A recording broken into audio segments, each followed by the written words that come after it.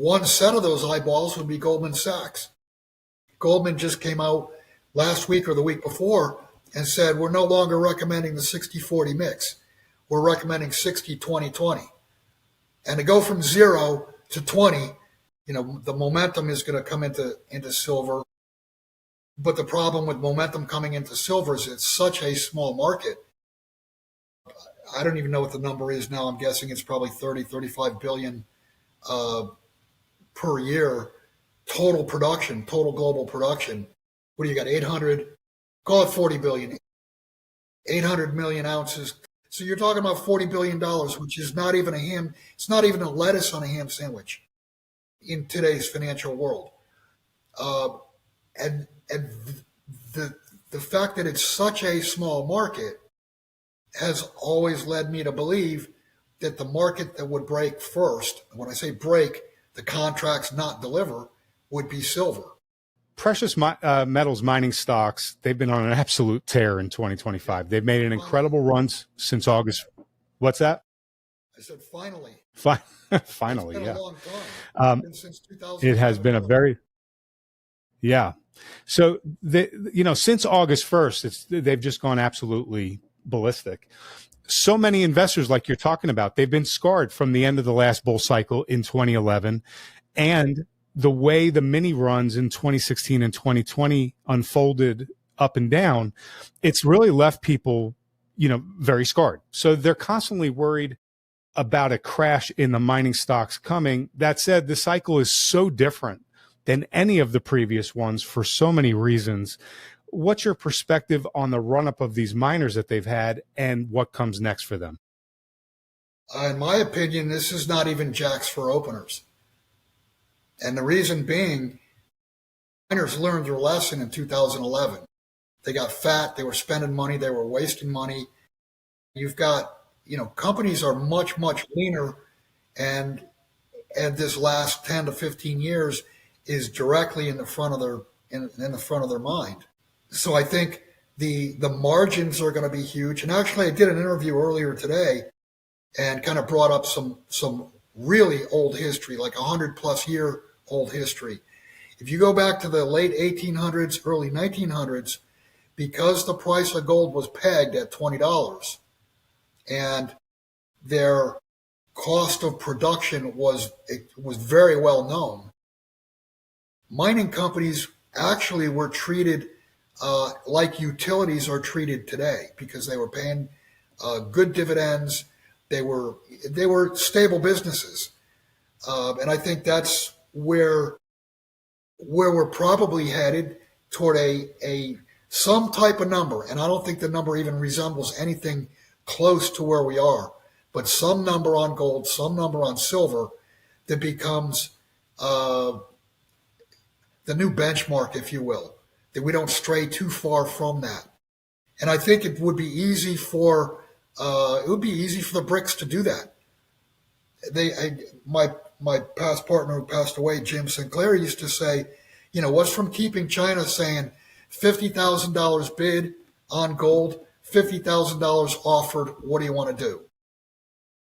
And I think we're going to get to a point where the price is going to be, if you want to call it pegged. I'm not exactly sure how that would be done, but I think we're going to get to a price, and then people are going to start doing calculations differently on mining companies than what they're doing right now.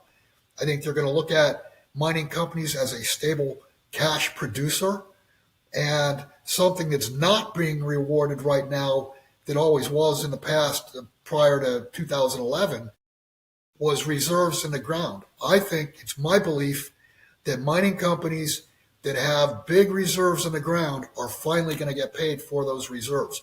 Because for the last, since 2011, since that peak, nobody cares one whit about how much is in the ground. They want to know what the production is right now. What's the cash flow? What's your cash burn? What's your cost of production? That's the primary way to value companies now. And I think that's going to change, and we're going to go retro to the way mining companies used to be valued, and that's based on how many ounces in the ground do you have. And how likely is it Yeah. So that where you're going to we, find more ounces? yeah. So where it's been overwhelming majority eyeballs on tech and bonds, we're now going to get a significant rotation of eyeballs from the investor community back onto natural resources, mining companies, et cetera. Well, one set of those eyeballs would be Goldman Sachs. Goldman just came out last week or the week before and said, we're no longer recommending the 60-40 mix. We're recommending 60-20-20. And to go from 0 to 20 Exactly in the right. gold sector, that's got to be a lot of money. It's insane. It should, at the very least, it should get a lot of those portfolio managers that have 0% allocation off the bench, right? And to have some type of allocation, which to go from 0 to 10% is a huge jump. All right. So within this precious metals bull cycle, Bill, there's an investor element that didn't exist before. It's a significantly large cohort that they just seek volatility and risk everywhere. Like cryptos, NFTs, if you remember AMC, the way that spiked, they're seeking volatility and risk, right? So silver, it's more volatile and risky as an investment than gold. So as silver usually moves further and faster, but just near the end of the bull cycle, do you expect the action this time around in silver to get more volatile and crazy compared to the previous cycles because of this cohort that is chasing risk like NFTs, crypto, AMC, et cetera? Yeah, you're talking about momentum traders, and yeah, absolutely. The momentum is going to come into silver, but the problem with momentum coming into silver is it's such a small market. I don't even know what the number is now. I'm guessing it's probably 30, 35 billion uh, per year total production, total global production. What do you got? 800, call it 40 billion, 800 million ounces times 800 ounce. Yeah. $50.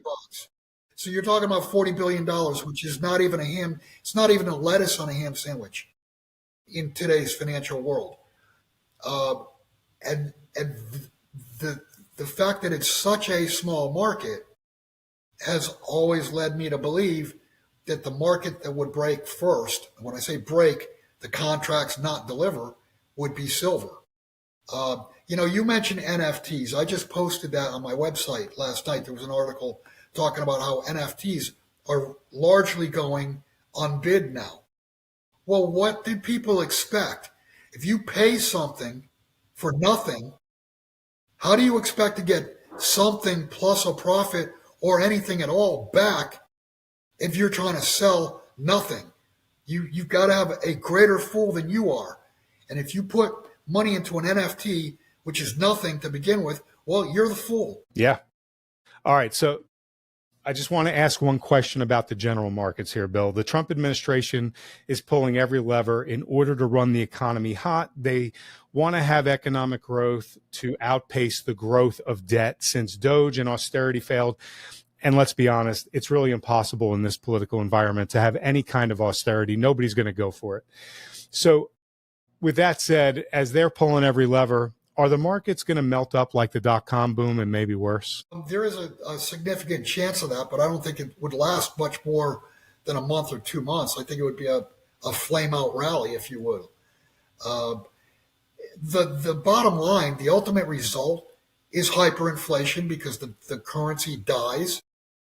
And all you have to do is look at Weimar Germany, look at Venezuela, look at Russia in the 1990s, look at Zimbabwe, look at these countries that have blown their currency up.